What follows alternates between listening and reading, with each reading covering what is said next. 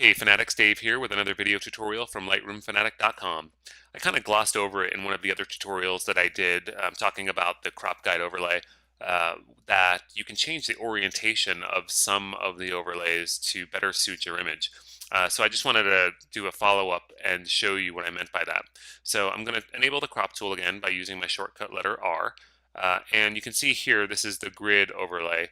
Not all of the overlays provide for a different orientation, but I'll go through the ones that do.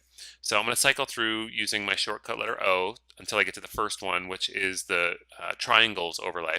And as you can see here, the high point of the bottom triangle is on the right hand side, and the high point of the lower or of the upper triangle is on the left hand side. But maybe I had an area of interest here that I wanted to use that bottom triangle to sort of capture that area of interest. So what I can do is change the orientation of this guide by using the shortcut Shift O, and now you can see that the orientation changed a bit, and the high point of that bottom triangle is now on the left hand side. So maybe I have an area of interest here, and then something here in my image, and then this is a better orientation for that guide. So the next one that has a different orientation is the golden spiral. So this one you can see sort of the area of interest, the center point of interest, I guess, is on the top left-hand side. But maybe I took an image of a flower that had nice sort of round areas that this guide was perfect for. But maybe my center point is on the bottom right of the image. So what Lightroom lets you do is change the orientation of this guide to better suit your image. So I'm going to hold down Shift again and hit the letter O.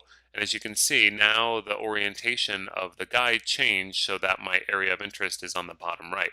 So you can actually cycle through and see all of the options that are available. And it's sort of a combination of which quadrant and then the landscape portrait sort of thing to figure out where that area of interest should be on your image. So the last one where it's probably easiest to see sort of the effect of this are the aspect ratios. And in this one, you can see I'm in a portrait orientation right now, but I can use Shift and the letter O and switch my aspect ratio guides to landscape mode to see if I was cropping this image for a landscape print. I would use this one, or if I was going to crop it for a portrait, I would do Shift O, and then I could crop it using the aspect ratio guides this way. So those are the only ones that currently support the orientation, and they're sort of the only ones that make sense. If you look at the grid one, there's really no orientation swap on this one because it's a grid. So I hope that helps. For more, you can always check us out over at lightroomfanatic.com.